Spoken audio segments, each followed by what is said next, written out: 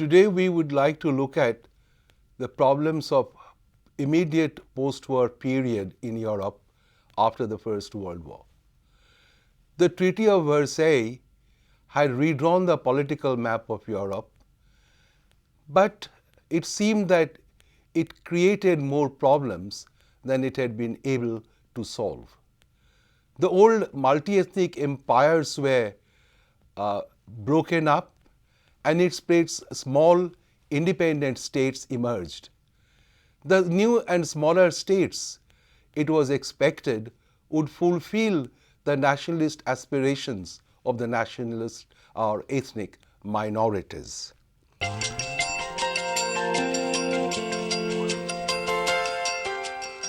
But it seemed that most of the powers remained unsatisfied even after the sharing of the spoils of war.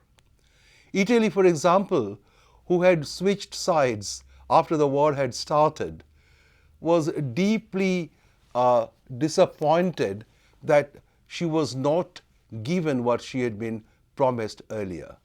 Italian irredentism was to remain a major problem through this period.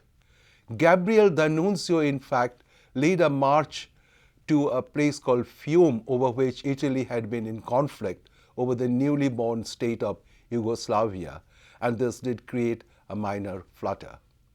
Among the new states, Poland and Hungary were both seeking to expand their influence, if not territories. France was unhappy as she was denied the physical guarantee that she had demanded from Germany. German revisionism was born and was to gather strength as the years rolled by. Britain, curiously, was on the side of revisionism, if mainly for economic reasons. It was in this general ambience of dissatisfaction among the powers that attempts to ensure peace in the post-war world were undertaken. There is no doubt that the League of Nations, which was one of the major building blocks of Wilsonian idealism, and a new international organization, was expected to achieve the task of preserving peace, not just in Europe but in the world, and also to ensure what was now being increasingly called collective security. So the major problem then, particularly for the League of Nations, was the preservation of peace and ensuring security for all the states.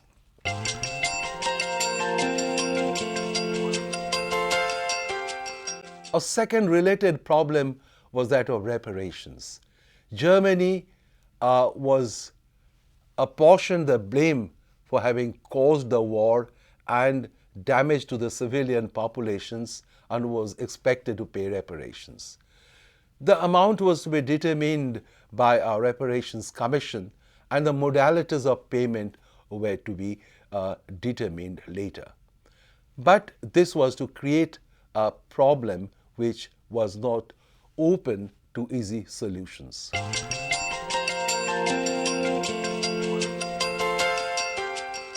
A third related problem was that of disarmament. Germany was disarmed in the expectation that a general disarmament would follow. But what would be the parameters of disarmament? It was expected that all countries would agree to reduce their armaments, as this would enhance chances of peace by enhancing a sense of security among all the states. But not all the states were unanimous on this opinion.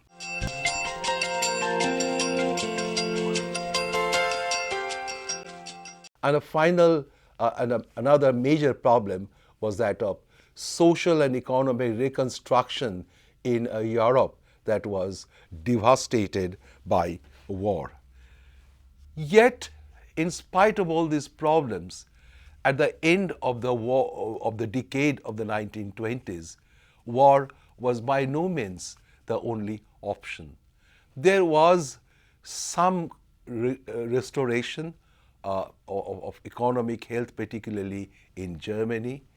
There had been some arrangements made which for a time raised the hopes of a general atmosphere of peace, and even the League had minor successes in the early 1920s. In almost every country of Europe, war was followed by a series of political upheavals, strikes and industrial action by the working class, and general social and economic dislocation. Obviously, the task of recuperating Europe, of rehabilitating those who were crippled in the war. If millions died, many more millions were disabled by the war and crippled. There was a massive problem of reabsorbing the demobilized soldiers into the civilian fold and provide some occupation for them. In many countries, the war was followed by a wave of strikes by the working class, and indeed in some cases there had been attempts at revolution. Obviously, the Bolshevik Revolution in Russia in 1917 provided the model. In Hungary, there was a short-lived revolution under Béla Kun, and they sought to establish a socialist regime. This Hungarian revolution, however, did not last beyond 5 months. The collapse of the revolutions in Hungary or in Germany and the series of strikes which were contained by the existing governments tended to encourage anti-democratic and right-wing movements to also emerge at the same time. This was seen, for example, in Germany. In Germany, at the end of the war, there had been this Spartacist attempt at revolution led by Karl Liebknecht and Rosa Luxemburg. But it ended in a bloodbath of the communists and a free rein given to Free Corps. And this Free Corps, in a way, anticipated the brown shirt brigade of the Nazis in the early 1930s. In Hungary, where a revolution was attempted, a right-wing government took over under Horthy a little later.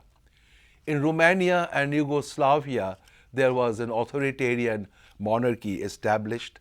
In Poland, there was a dictatorship under Pilsudski. In Greece, monarchy was restored, but ultimately under Ioan Metaxas, a fascist dictatorship was established in 1936. In Spain, there was monarchy, which was restored, but again, there was General Miguel Primo de Rivera, who established a dictatorship in 1923. This was overthrown by the Republican revolution, shall we say, in 1931, and Spain became a republic. Britain, France, and Czechoslovakia among the new states were the running democracies during this period, apart from the Scandinavian countries. In Britain, the economic troubles led to the rise of the Labour Party in politics, and the first Labour government under Ramsay MacDonald took over, but it failed to execute the promises that it had given earlier to come to power. In France, the government was dominated by many businessmen and industrialists. And as one historian had said, France at this time represented a poor man's imperialism. France wished to dominate Europe in order to bolster her own sense of security, and she coveted the resources of Germany in order to achieve this. Because that would also achieve a related aspiration of keeping Germany a weak power. It was in Czechoslovakia that a successful democratic experiment had been achieved, and Thomas Masaryk was the president in a democratic constitution. In Germany, the attempted revolution was followed by serious attempts at establishing a parliamentary government. The constitution was adopted at a place called Weimar, and therefore the new republic was known as the Weimar Republic. The Social Democrats dominated this, but at the end of 1919, the Communist Party was born, as was the new National Socialist German Workers' Party, in short known as the Nazi Party. It was not very powerful to begin with, but it had incorporated the tradition that the Freikorps represented in the months after the war. And therefore, German politics during the Weimar period remained primarily unstable because most of the governments were coalition governments. Gustav Stresemann, for example, established his German People's Party, Deutsche Volkspartei, and it had been a part of the coalition. While the Social Democrats laid most of these coalition governments, the Nazis to the right and the Communists to the left had been gathering strength and occasionally posed challenges to the democratically elected government. The immediate post-war years in Italy was also full of trouble and political agitation and industrial action. There was a very prolonged strike in the famous automobile factory of Fiat in Turin. In a way, the first 2 years from 1919 to 21 had often been called Italy's two red years, Biennio Rosso. An important event of this time in Italy was the birth of the fascist movement. It was called the Fasci di Combattimento Italiano, under the leadership of Mussolini, who was a former socialist. In the parliamentary elections in 1921, they won only 35 seats, but after a threatened march on Rome, Mussolini was invited to become the Prime Minister of Italy, and by 1926, he had firmly entrenched the dictatorship of the fascists and of himself in Italy.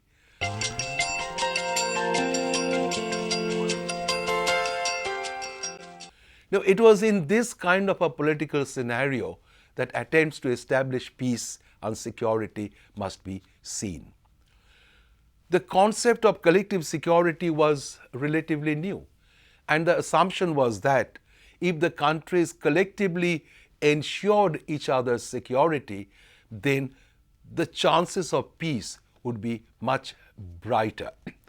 Quite plainly, the League of Nations was to act as the facilitating agency, and the covenant of the League of Nations was part of the Treaty of Versailles. It was an elaborate document which in different articles outlined how the League was to go about the task of preserving peace, of resolving conflicts among the states, and how the states were expected to cooperate with these efforts of the League and indeed provide a solid support to this new international organization. Along with collective security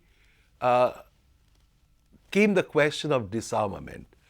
This was again a part of the covenant, and it was one of the ideals that Wilson had peddled when he suggested his 14 points as the basis of peace and the New World Order.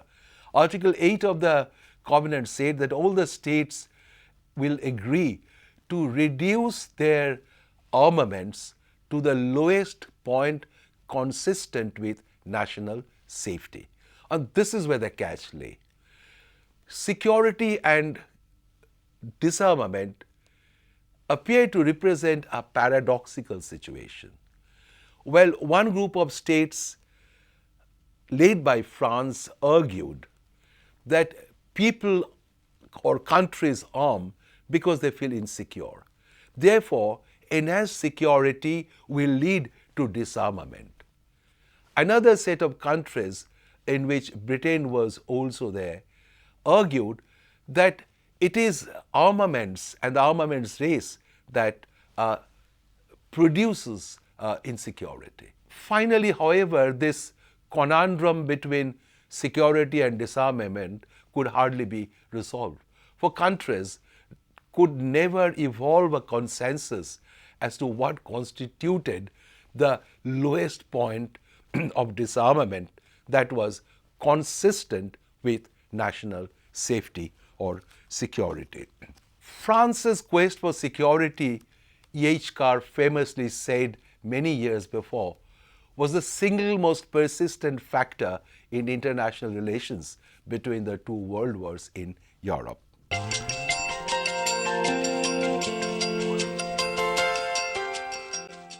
You see, France's problem was that between 1870 and 1915, France had been twice overrun by Germany.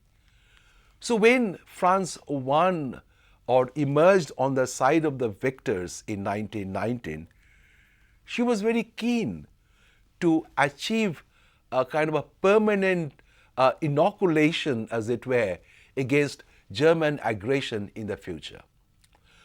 To her, this could be achieved by what she called a physical guarantee, occupation of the Rhineland with a control of the bridgeheads over the river Rhine. This was not given to her by Versailles because other powers did agree. On the other hand, Rhineland was permanently demilitarized and kept under a League of Nations Commission. Instead, France was given or was to be given a joint Anglo-American guarantee that they would help France with army if France faced unprovoked German aggression in the future. But this collapsed because American Congress refused to ratify the Treaty of Versailles, and Britain unilaterally refused to guarantee France's security. France, as a consequence, felt even more insecure and tried to build up her own system of security by involving other powers, particularly the new states which had emerged after the Peace of Versailles. France allied with the states which had been on either side of the German border. And through this, she wanted to create what she called a cordon sanitaire around Germany. On the west of Germany, she concluded a pact of mutual assistance and support with Belgium. On the eastern border of Germany, first was the Poland, the new state. Poland was also insecure, and there was a lot of tension between Poland and Germany because of the cession of the Polish corridor to give access to Poland to the sea. This the Germans did not like. Poland was not happy with its own border, and therefore France and Poland found sympathetic chords in each other, and they created this settlement, this alliance. France was to support Poland and also to help train Polish army. In Eastern Europe, there are the new states of Yugoslavia and Czechoslovakia and Romania. They were all a little afraid of Hungary or Germany, the neighbors who tended to be a little aggressive. And therefore, they had concluded amongst themselves what came to be known as the Little Entente. France also allied with the Little Entente states, and thus very cleverly sought to create a ring of allies around the German border. Now let us now look at the attempt of the League to enhance the security. Now the Covenant had clearly said that it is the duty of the states to respect and preserve each other's territorial integrity and political independence. Indeed, Article 8, as we have seen earlier, talked of the need of reducing armaments to the lowest point consistent with national safety.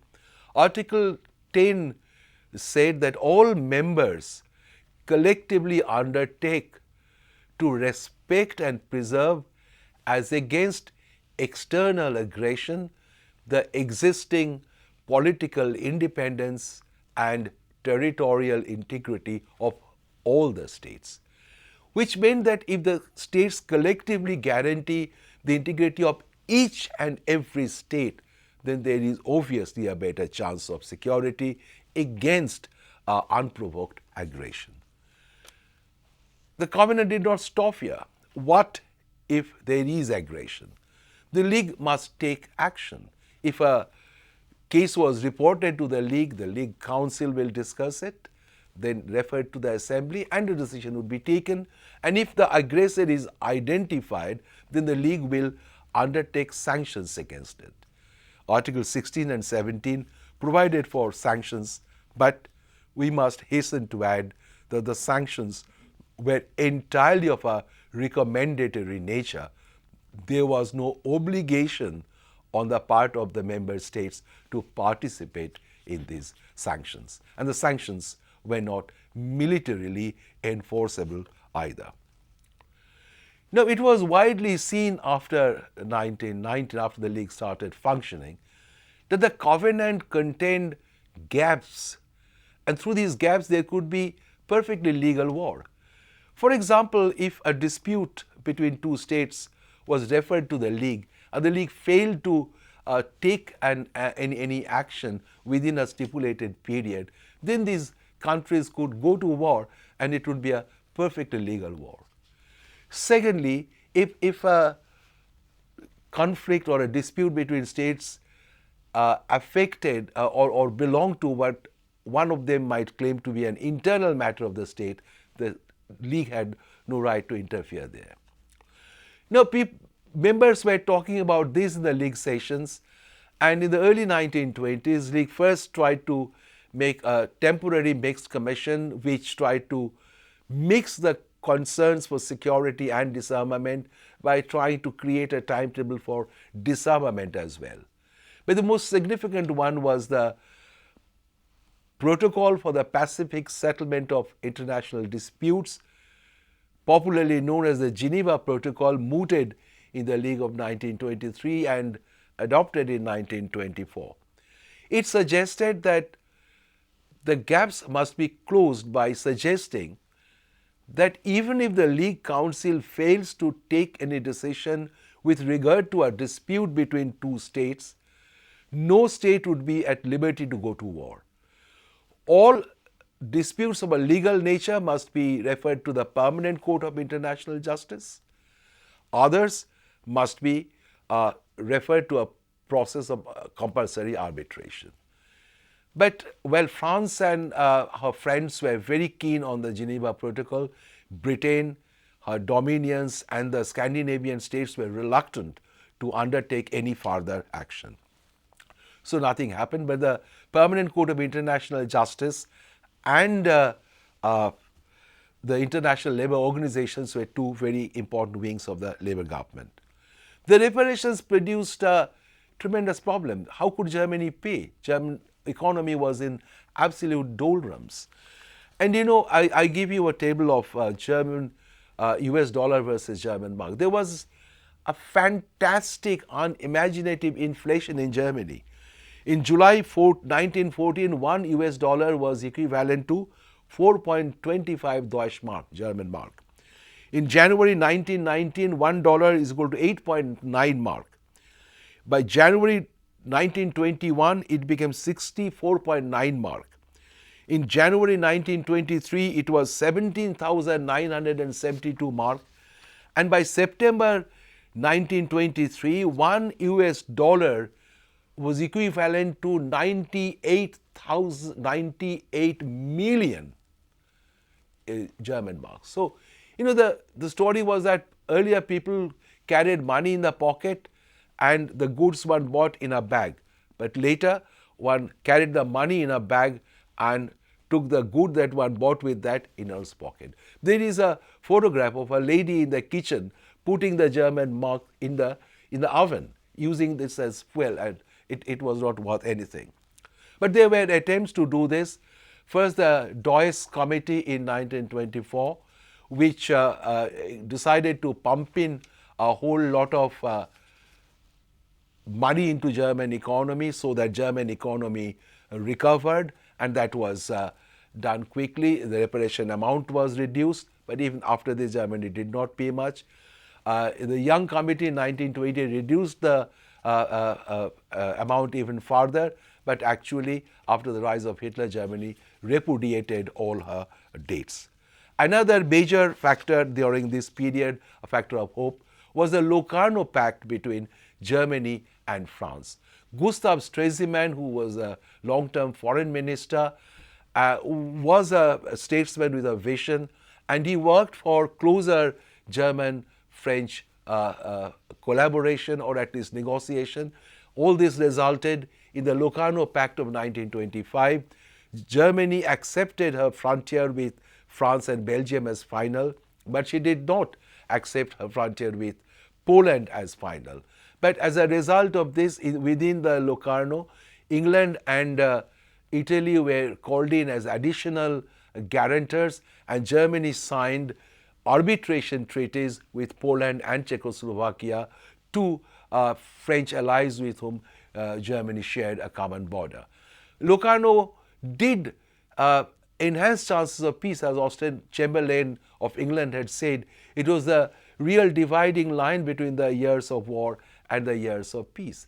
But it had some disturbing implications. The readiness with which Germany accepted a western frontier and not an eastern frontier had the practical effect of grading borders into first and second class borders from the point of view of security. Secondly, it indicated that agreements voluntarily accepted had a greater legal, if not moral, if not legal force than agreements imposed on them. Obviously, the reference was to the Treaty of Versailles. But it seemed that after this, with American loan, German economy revived. Germany joined the League of Nations. A preparatory commission for disarmament was to also sit in 1926, and it started its session. And it seemed that Europe was once again poised for prosperity and peace. The watershed came with the Great Depression of 1929-30, and after this, the politics and economics and society of Europe was once again in such a flux that by the end of the 30s, war appeared to be the only option.